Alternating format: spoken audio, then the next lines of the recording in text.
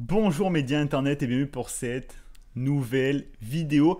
Comment diviser son budget alimentaire par deux? Comment faire un gros moins 50% à son budget alimentation? Dans cette vidéo, je vais te partager justement plusieurs conseils qui vont te permettre de le faire.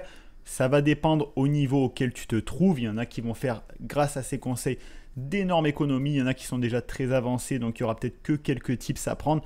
Ça dépend de chacun, mais en attendant, je vais te partager ce qui, moi, me permet de considérablement faire baisser la note de ce poste de dépense qui est un des plus élevés pour chaque personne. Le poste alimentation fait partie du top des dépenses. C'est ce qui peut vite représenter une grosse sortie d'argent tous les mois parce qu'évidemment, on a tous besoin de manger, mais ça ne veut pas pour autant dire qu'on ne peut pas optimiser ce poste de dépense, qu'il n'existe pas des astuces, des conseils à appliquer pour le réduire tout en mangeant extrêmement bien. C'est aussi ça l'idée. L'idée de cette vidéo, c'est pas de te dire vas-y, mange ça, le truc dégueulasse qui est pas bon pour ta santé. Absolument pas. Et c'est ce que tu vas voir dans cette vidéo, comment on fait pour manger sainement, manger bien, donner des bons aliments à son corps, tout en faisant baisser la note. On va voir dans cette vidéo parce que comment parler de liberté, d'optimiser ses finances personnelles sans parler de ça. Donc, j'ai pris des notes, j'ai quelques conseils, j'ai mis noir sur blanc des astuces, des conseils que j'applique au quotidien. Donc, le premier conseil que j'applique et que j'ai à te partager, c'est de faire une liste de courses. Ça paraît tellement bête, mais il y a énormément de personnes qui vont, et ça a été mon cas aussi, hein, et même à des moments j'oublie aussi de le faire, c'est qu'ils vont aux courses en freestyle. Ils se disent juste, je vais y aller et je vais voir ce que je trouve. C'est très intuitif et il n'y a aucun problème avec ça. Par contre, déjà tu as perdu du temps parce que tu ne sais pas vraiment ce que tu cherches, donc tu risques de venir aller tourner dans les rayons sans vraiment savoir ce que tu recherches. Et donc, tu risques aussi d'acheter des conneries, des trucs que tu n'aurais absolument pas besoin. Ou tu sais, ces aliments-là qui vont rester dans ton placard, on les a tous, que ce soit des boîtes de conserve ou des aliments que tu achètes, mais au final, qui vont rester là pendant des mois et tu sais même plus pourquoi tu les as achetés. Donc, l'idée de faire une liste de courses à l'avance va te permettre de structurer ce que tu achètes, de savoir, ok, là, j'achète ça parce que j'aimerais faire ça, ça, ça. Tu peux partir des recettes que tu envisages de faire pour ta semaine ou pour tes 2 semaines. Et ensuite, tu vas en découler la liste des ingrédients qu'il faut pour effectuer ces recettes. Moi, ce que je fais sinon, c'est aussi de voir, c'est une petite astuce, c'est de regarder très rapidement parce que l'idée aussi de ce que je vais te partager dans cette vidéo, c'est pas perdre énormément de temps parce que si tu économises de l'argent mais que tu perds du temps, l'un dans l'autre, tu es perdant. Moi, je te partage ce que je fais moi pour être efficace, autant en rapport temps-argent gagné. Donc, ce que tu peux faire, c'est que tu peux regarder quelles sont les promotions en cours dans l'endroit où tu vas faire tes courses. Enfin, je sais qu'ici au Québec, il y a une application qui va direct te répertorier les rabais du moment, donc les promotions du moment. Et tu peux juste t'inspirer de ce qu'il y a en promotion. Et ensuite, tu vas créer des recettes avec ces ingrédients. Ça te permet d'éviter de juste te dire, allez, j'ai envie de manger ça. Et au final, te retrouver, ok, là, c'est hyper cher, c'est pas de saison. Et donc, au final, tu vas avoir une recette, mais qui va te coûter bien plus cher que ce que ça devrait. Donc ça peut être aussi une astuce. C'est, quoi qu'il arrive, de faire ta liste de courses. Et si tu veux encore plus optimiser, c'est de t'inspirer en regardant les promotions dans l'endroit où tu vas faire tes courses et ensuite de te renseigner sur des recettes par rapport à ces ingrédients qui sont en promotion. Donc ça, c'est le premier conseil. J'en ai vaguement parlé, là je t'ai parlé de recettes, mais mon deuxième conseil, c'est d'acheter des produits bruts. Évite les produits transformés, tu sais, les conneries que tu vas mettre au micro-ondes pour te dire ah mais je gagne du temps. Ouais, tu gagnes du temps, mais qu'est-ce que tu offres à ton corps, qu'est-ce que tu fais à ta santé? Je te conseille autant pour ton portefeuille que pour ta santé d'acheter les produits les plus bruts possibles parce que quand tu achètes des produits bruts, eh ben déjà tu vas savoir ce que tu manges et en plus on ne va pas t'appliquer la transformation, le coût de transformation ne va pas t'être appliqué. Tu vois, tu achètes une tomate, ben tu achètes une tomate. Alors que si tu achètes, j'en sais rien moi, sous vide une petite salade de tomates là, avec de la mozzarella, derrière tu vas quand même absorber le coût de la transformation et en plus quand tu vas regarder l'étiquette, tu vas te retrouver avec des conneries à l'intérieur. Donc achète des produits le plus brut possible. Tu vas faire énormément d'économies. On va voir juste après comment on fait justement pour transformer ces produits sans passer 2 heures par jour dans la cuisine. Parce que c'est pas le but, une fois de plus, faire des économies. Oui, optimiser son budget alimentaire, oui, mais c'est pas pour perdre derrière 4 heures par jour. Moi, je suis absolument pas partisan de ça. J'ai des semaines bien chargées. L'idée, c'est que tout ce que je fais soit optimisé et qu'au-delà de ça, je puisse bien manger, nourrir mon corps, me respecter un minimum. Donc, on va voir ça juste après. Avant d'aller faire les courses, troisième conseil, je te les balance un petit peu en vrac, tu les réorganiseras au besoin. Troisième conseil, c'est de manger avant d'aller faire les courses. Parce que je pense qu'on l'a tous vécu aussi, si tu vas faire les courses en ayant faim, il va se passer des choses qui ne devraient pas se passer. Tu vas acheter des trucs que tu ne devrais pas acheter, qui ne sont pas forcément bonnes pour toi, ou tu vas te laisser aller par des envies qui peut-être après vont te passer. Tu vas peut-être acheter en trop grosse quantité quelque chose juste parce que tu avais une grosse envie de ça, parce que tu as faim, et tu vas faire n'importe quoi. Donc le conseil, c'est vraiment de manger avant d'aller faire tes courses, parce que même si tu fais une liste de courses mais que tu as faim, il y a toujours moyen de dévier du plan d'origine et de faire n'importe quoi. Donc ça paraît très intuitif une fois de plus, mais je t'invite vraiment à ne pas partir aux courses l'estomac vide. Le quatrième conseil que j'ai à te donner, c'est de ne pas acheter les marques. Enfin, je mets une parenthèse sur ça, mais du moins ne pas acheter le marketing. C'est-à-dire qu'à des moments, et c'est comme ça, c'est la société qui fait comme ça, c'est la société de consommation, parce qu'on va avoir une marque avec un produit qui est plus cher, on va se dire c'est de meilleure qualité, et en plus tu vas être rassuré, forcément c'est le rôle du marketing aussi, de te rassurer et de t'amener à acheter ce produit plutôt qu'un autre. Je t'invite vraiment à ne pas te fier juste aux marques, mais à tourner l'étiquette. C'est-à-dire, je te prends un exemple tout bête où la semaine dernière, moi j'ai juste voulu acheter des pâtes, donc des pâtes très basiques, très simples. Il y avait à gauche une marque, j'ai regardé la composition qui était, je crois, à 2,60 $, un truc comme ça. Et à côté, il y avait un deuxième paquet de pâtes qui n'était pas de marque, qui était, je crois, à 2 $. Ouais, juste 2 $. Et ce que j'ai fait, c'est pas, je ne vais pas me dire, ben non, je prends le moins cher, quoi qu'il arrive. C'est que je fais quand même une comparaison. Je me dis, ok, donc là, il y en a un qui me le vend plus cher, qu'est-ce qu'il y a en plus dedans? Est-ce qu'il y a un truc en plus? Est-ce que c'est meilleur pour ma santé? Parce que c'est meilleur pour ma santé, évidemment que je vais payer plus cher. Pas de souci. Par contre, j'ai comparé les deux compositions, donc je t'invite souvent à regarder l'étiquette, qu'est-ce qu'il y a vraiment dans... Même si c'est un petit peu transformé, il peut y avoir plein de conneries, et là c'était le cas, hein. Tu te dis juste des pâtes c'est des pâtes, mais non, absolument pas. Dans l'étiquette des pâtes de marque qui étaient plus chères, il y avait plein d'ajouts, plein de trucs que tu n'as absolument pas besoin. C'était plus cher, et en plus il y avait des trucs qui étaient absolument pas bons pour toi, et dans le paquet qui n'était pas de marque, il y avait semoule de blé, eau, tout simplement, ce qu'il faut pour faire des pâtes, il n'y a pas besoin de plus. Et bien forcément c'était moins cher et c'était meilleur pour moi. Donc je prends ça. J'aurais pu me faire avoir par le marketing en me disant je vais prendre la marque, c'est meilleur. Mais ce n'est pas toujours le cas, donc je t'invite vraiment, vraiment à regarder et apprends à avoir ce regard critique sur ce que tu achètes, de lire un minimum les étiquettes. Ça te prend quelques secondes, tu regardes la liste des ingrédients et il y a déjà un indice pour savoir si c'est bon. Déjà s'il y a plein de lettres et plein de chiffres dans la liste des ingrédients ou que tu ne connais pas l'ingrédient en question, il y a déjà des chances que ce soit pas forcément bon pour toi. Quand tu commences à avoir une liste d'ingrédients à rallonge pour un truc qui a l'air assez simple, tu peux passer à l'article suivant parce que ce sera ni bon pour toi, parce que tu vas juste payer pour le marketing, donc tu vas payer plus cher et tu vas payer plus cher pour entre guillemets t'empoisonner. Donc ne te fie juste pas aux marques, regarde les étiquettes, et c'est pas parce que des moments tu achètes quelque chose qui n'est pas de marque que c'est moins bon pour ta santé, que c'est moins bon pour toi.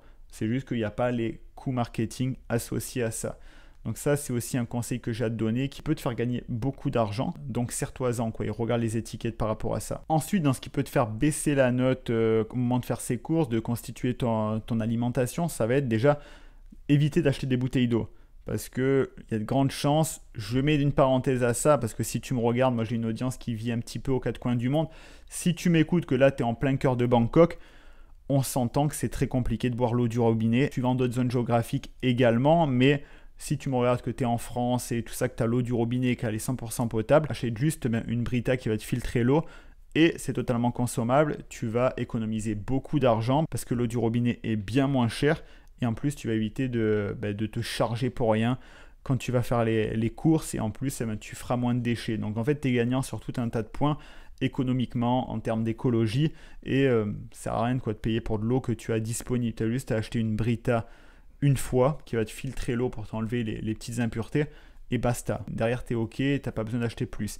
Aussi ce que tu peux faire, c'est aussi de manger moins de viande, notamment moins de viande rouge, parce que la viande rouge ça coûte cher et en plus c'est pas forcément hyper bon pour toi, pour ton corps. Moi personnellement j'en mange toujours mais j'en achète pas. C'est juste forcément des moments où j'ai une envie, je vais en manger parce que ça me fait plaisir et j'ai envie de manger une bonne viande, mais j'en achète pas, tout simplement parce que je vais avoir tendance à favoriser soit de la viande blanche, et encore j'en achète pas énormément, soit des protéines végétales, ça peut être du tofu, ça peut être des haricots, ça peut être des pois chiches, ça peut être des lentilles, enfin il y a tout un tas de manières du quinoa, il y a tout un tas de manières de compléter, on va dire, cette viande que tu n'as pas forcément besoin, parce qu'on a tendance, et ça dépend suivant comment tu as été éduqué, mais moi personnellement j'avais l'habitude de une viande, un repas n'est pas un repas si tu n'as pas une viande et un accompagnement. Moi c'était globalement comme ça dans les grandes lignes, et au final tu te rends compte que non, ton corps n'a pas besoin de ça, et que même à l'époque, si tu regardes un petit peu en arrière, à l'époque de nos arrière-grands-parents, ils ne mangeaient pas autant de viande que ce qu'on en mange maintenant. Donc ça te permet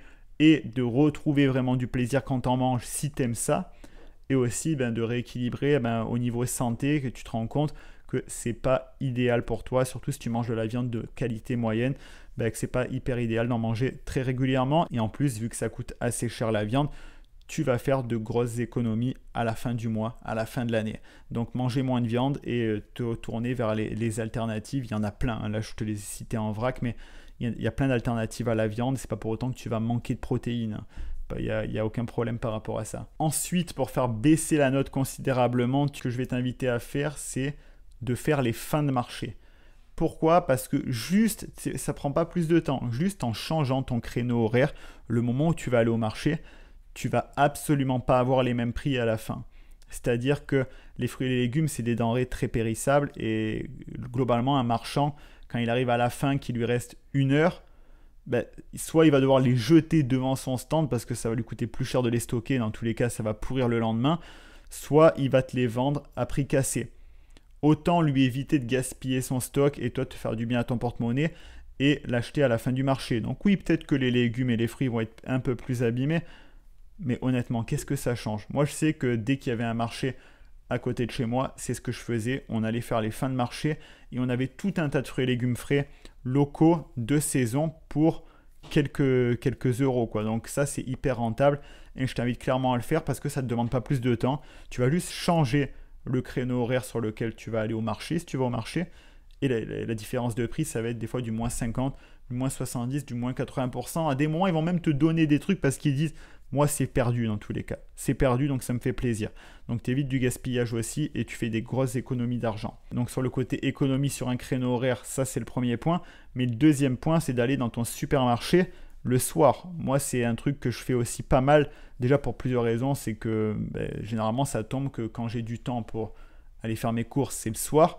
Et en plus, ça tombe très bien parce que quand tu vas 1 heure, une demi-heure avant la fermeture, il y a des aliments que tu ne peux pas vendre au-delà d'une certaine date indiquée. C'est-à-dire que si on voit que la date de péremption, c'est le jour même ou le lendemain, à des moments, ils vont direct le mettre à moitié prix parce que sinon, ça tombe en perte et que c'est perdu. Donc, les supermarchés préfèrent le vendre à moitié prix que pas le vendre du tout. Donc, je t'invite aussi à faire ça, à y aller dans la dernière heure, la dernière demi-heure, et tu vas voir que tu auras plein d'étiquettes à moitié prix pour pouvoir bénéficier des produits que tu vas pouvoir soit cuisiner et congeler, soit manger le soir même. Nous, c'est ce qu'on a fait là il y a encore quelques jours d'ailleurs. Je te mettrai une photo peut-être quelque part. On a pu avoir un bon pain bio avec un bon fromage du Québec, moitié prix. Ça nous a absolument demandé aucun effort supplémentaire.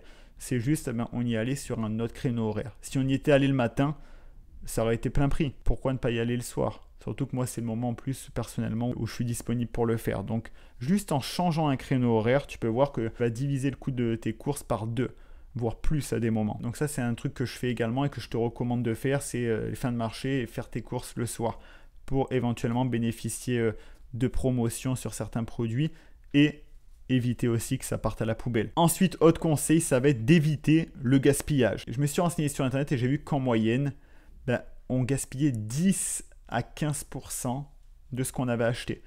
C'est énormissime. T'imagines, ça veut dire que chaque fois que tu vas faire 100 euros de course, tu vas jeter 10 à 15 euros sur ces 100 euros. C'est fou, c'est ridicule. Donc l'idée, et ce que je t'invite à faire, c'est d'éviter le gaspillage. Donc pour ce faire, il y a deux petits conseils que j'applique.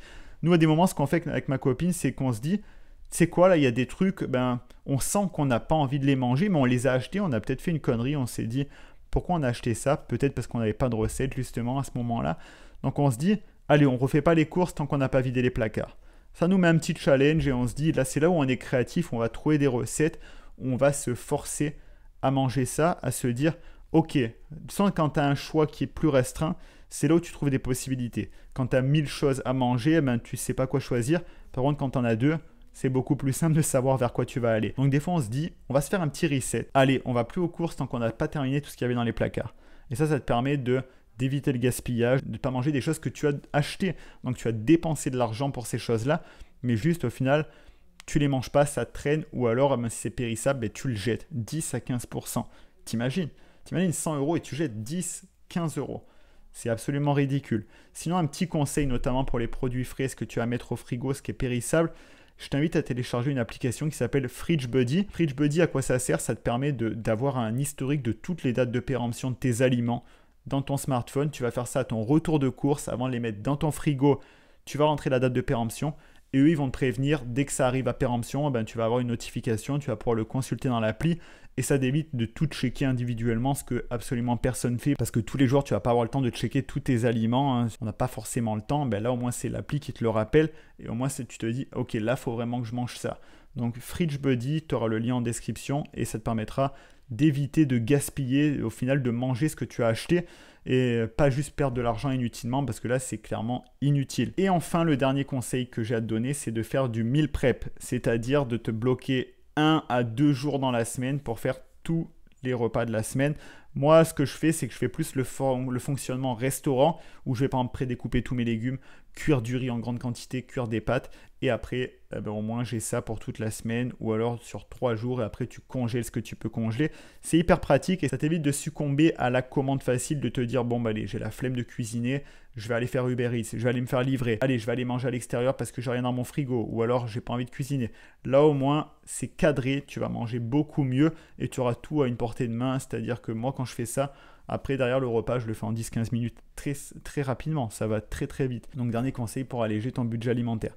Voilà, on arrive au bout, j'espère que ça t'aura plu. Si tu appliques tous ces conseils, il y a de grandes chances que tu réduises énormément ton budget alimentation parce que à des moments, quand je parle avec des gens, que je me rends compte combien ils dépensent pour au final acheter des produits qui sont des moments de moins bonne qualité, qui ont une alimentation beaucoup moins saine que moi, je trouve ça dingue et c'est pas parce que c'est un besoin vital qu'il n'y a pas moyen de l'optimiser, donc autant se faire, sachant que en plus quand tu es une famille, ça représente une quantité énormissime d'argent que tu sors tous les mois parce qu'il faut bien manger.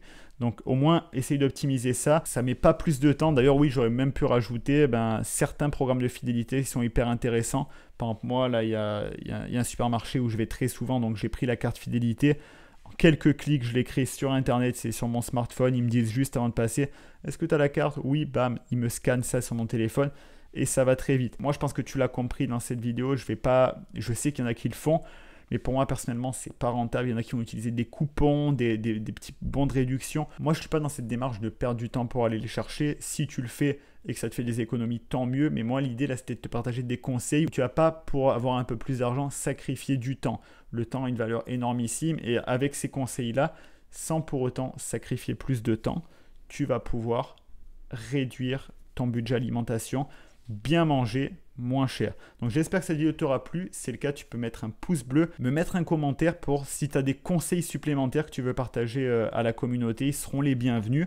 Je t'en ai pas parlé en début de vidéo, mais si tu veux aller plus loin, je t'invite à profiter dans la description du pack Liberté. Le pack Liberté, c'est tout simplement des ressources exclusives supplémentaires pour te permettre de bâtir ta liberté financière et géographique, vivre comme tu l'entends, tout simplement réduire le maximum de contraintes.